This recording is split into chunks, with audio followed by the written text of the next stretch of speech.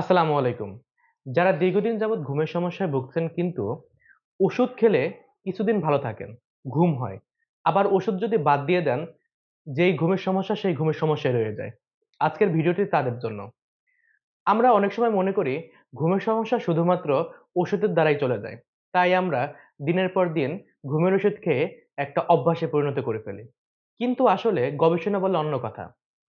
গবেষণায় দেখা যায় ঘুমের সমস্যার জন্য ঘুমের ওষুধ নয়, বরং আমাদের লাইফস্টাইল বা আমাদের সাইকোলজি পরিবর্তন করা উচিত। আমরা যদি ঘুমের সমস্যায় পড়ি বা ঘুমের সমস্যায় থাকি, তার পিছনে বিভিন্ন কারণ থাকতে পারে। আগে যদি আমরা কারণগুলো জানি, তাহলে অনেকটাই আমাদের ঘুমের সমস্যা দূর করতে পারবো। কারণগুলোর মধ্যে প্রধান কারণটি হতে পারে হরমোনাল সমস্যা। অর্থাৎ আমাদের যদি বিভিন্ন ধরনের হরমোনাল ডিজিজ থাকে বা হরমোনাল সমস্যা থাকে, সেই সকল ক্ষেত্রে আমাদের ঘুমের সমস্যা হতে পারে। তাই যাদের হরমোনাল বিভিন্ন সমস্যা থাকবে তারা বিভিন্ন ধরনের টেস্ট করে এটা চিহ্নিত করতে হবে যে তার সমস্যা আছে কিনা। যদি থাকে তাহলে সেই সমস্যা রিলেটেড ওষুধ নিয়ে আমাদের হরমোনাল ব্যালেন্স আনতে হবে। ঘুমের সমস্যার জন্য দ্বিতীয় যে কারণটি থাকে সেটা হলো পরিবেশগত কারণ। অর্থাৎ আমরা অনেক সময় এরকম জায়গায় ঘুমাই যেখানে প্রচুর শব্দ, লাইটিং থাকে অনেক বেশি, বা এরকম হতে পারে যে প্রচন্ড রকম নয়েজ, নোংরা বা এরকম সমস্যা যেগুলো আমরা চাইলেই পরিবর্তন করতে পারি। এই সমস্যাগুলোর জন্য যদি আমাদের ঘুমের সমস্যা হয়ে থাকে সেই সকল ক্ষেত্রে আমাদের ওই এনভায়রনমেন্টটা পরিবর্তন করতে হবে। অথবা এনভায়রনমেন্টটাকে এরকমভাবে নিজের অনুকূলে নিয়ে আসতে হবে যা ঘুমের জন্য সহায়ক।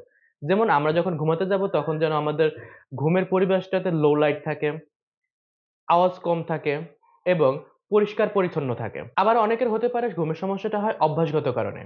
যেমন বিছানায় শুতে যেয়ে দীর্ঘ সময় মোবাইল চালানো, রিলস দেখা বা খাটের উপরে বসেই দীর্ঘ সময় খাবার খাওয়া, লেখাপড়া করা বা আদার্স অন্যান্য কাজগুলো করা। এই ধরনের কারণগুলো যদি থাকে, সে সকল ক্ষেত্রে আমাদের হ্যাবিট গুলো পরিবর্তন করতে হবে। আজকের ভিডিওতে আমি পরবর্তীতে বলবো কিভাবে আমরা হ্যাবিটটা পরিবর্তন করব। আর ৩ নাম্বার হতে পারে আমাদের ফিজিওলজিক্যাল বিভিন্ন ধরনের সমস্যা। যেমন যাদের ডায়াবেটিস আছে তাদের কিছু সময় পর, পরই প্রস্রাব আসতে পারে। তারপর যাদের অ্যালার্জি আছে তাদের অ্যালার্জি সমস্যার জন্য ঘুম ভেঙে যেতে পারে। আবার যাদের আরো বিভিন্ন ধরনের ক্রনিক ডিজিজ আছে সে সকল ক্ষেত্রেও ঘুমের সমস্যা তৈরি হতে পারে। এই সকল সমস্যার জন্য শুধুমাত্র ঘুমের ওষুধ নয়, ওই সমস্যা সমাধানের জন্য আমাদের ফিজিওলজিক্যাল ডাক্তারের পরামর্শ নিতে হবে।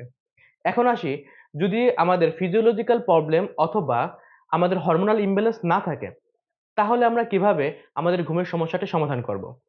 বিভিন্ন গবেষণায় বলে আমাদের ঘুমের সমস্যা সমাধানের জন্য এই ক্ষেত্রে সবচেয়ে ভালো টুলস হলো সিবিটিআই, অর্থাৎ cognitive behavioural therapy for insomnia. এটাতে আসলে কি করা হয়? দেখেন, মেক্সিমাম ক্ষেত্রে ঘুমের সমস্যা সমাধানের জন্য আমরা আমাদেরকেই পরিবর্তন করতে পারি। যেমন আমাদের চিন্তাগত পরিবর্তন। আমাদের মধ্যে যাদের ঘুমের সমস্যা রয়েছে তাদের মধ্যে একটা চিন্তা থাকে যে আমি হয়তোবা ঠিকমতো ঘুমাতে পারবো না। আমি হয়তোবা আজ সারারাত জেগে থাকবো। এইভাবে একের পর এক নেগেটিভ চিন্তা আসতে আমাদের ঘুমে ব্যাঘাত ঘটে। তাই সবার প্রথম আমাদের এই নেগেটিভ চিন্তাটাকে দূর করতে হবে।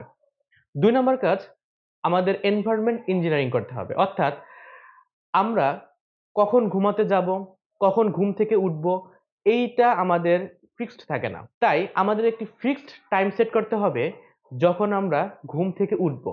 আমরা যদি ঘুম থেকে উঠার টাইমটাকে ফিক্সড করে নিতে পারি, তাহলে আমাদের ঘুমের সমস্যাটা অনেকাংশেই দূর হয়ে যাবে। এবং আরেকটা কাজ করতে হবে সেটা হলো আমাদের ঘুম না আসা পর্যন্ত বিছানায় না যাওয়া। অর্থাৎ আমরা যদি আমাদের বেশিরভাগই কাজকর্ম বিছানায় করি, তখন বিছানার সাথে আমাদের একটা অ্যাসোসিয়েশন হয়ে যায়। অর্থাৎ অ্যাসোসিয়েশন বলতে এখানে বোঝাচ্ছে যে বিছানায় গেলে আমাদের মস্তিষ্ক এক ধরনের সিগন্যাল দেওয়ার কথা যে এখন আমার ঘুমের সময় হয়েছে বা এখন আমি একটি ঘুমানোর পরিবেশে আসছি। কিন্তু আমরা যদি আমাদের বিছানার মধ্যেই সকল ধরনের কাজগুলো করি সেক্ষেত্রে আমাদের ব্রেইন কনফিউজড হয়ে যায় যে এটা কি আসলে আমার ঘুমের সময় নাকি আমাদের আমাদের কাজ করার সময়। তাই আমাদের যেটি করতে হবে সেটি হলো বিছানায় শুধুমাত্র ঘুমের জন্যই অবস্থান করা। অর্থাৎ আমাদের যখন ঘুম আসবে তখনই আমরা বিছানায় অবস্থান করব। যখন আমাদের ঘুম আসবে না তখন আমরা বিছানায় অবস্থান করব না। হয়তোবা আমরা হলো বিছানা ছেড়ে অন্য কোথাও আমরা অবস্থান করব। আমরা যখন ফোন চালাই অথবা আমরা যখন বই পড়ি অথবা আমরা যখন বাচ্চাদের সাথে খেলা করি সেটা যেন আমাদের বিছানার উপরে না হয়। তখন দেখবেন আমাদের ব্রেইন অটোমেটিক একটা কানেকশন তৈরি করে ফেলবে যে হয়তোবা বিছানায় যাওয়ার পরেই আমাকে ঘুমাতে হবে। এছাড়াও কিছু অভ্যাস পরিবর্তনের মাধ্যমে আমাদের ঘুমের সমস্যাটি দূর করা যায়। যেমন আমরা যদি বিকেল ৪:০০ র পরে চা কফি না খাই এবং আমরা খাবারটা যদি ঘুমের অন্তত ৩ থেকে ৪ ঘন্টা আগে খেয়ে ফেলি এবং সন্ধ্যার পরে তরল জাতীয় যে খাবারগুলো আছে সেগুলো যদি কম খাই, সেক্ষেত্রে আমাদের এগুলো ঘুমের ক্ষেত্রে খুবই উপকারী হবে। এছাড়াও ঘুমের সমস্যা দূর করার জন্য পরিবারের সাহায্য নেওয়া উচিত। যেমন পরিবারে যদি অনেক সদস্য বেশি থাকে সেক্ষেত্রে রুমের সংকট বা আ একজনের রুমে যখন সে ঘুমাতে যাবে তখন বারবার ডিস্টার্ব করা, এগুলো হলে ঘুমের সমস্যাটা দিন, দিন বাড়ে।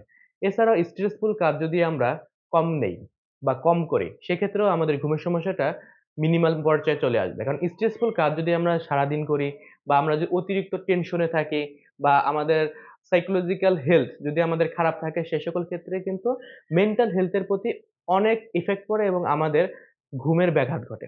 তাই আমরা যদি অতিরিক্ত পরিমাণ চাপে থাকি, anxiety তে বা ডিপ্রেশন এ থাকি, সে সকল ক্ষেত্রে আমাদের anxiety, ডিপ্রেশন বা স্ট্রেস আগে রিমুভ করতে হবে। তারপরে আমাদের ঘুমের সমস্যার দিকে কাজ করতে হবে।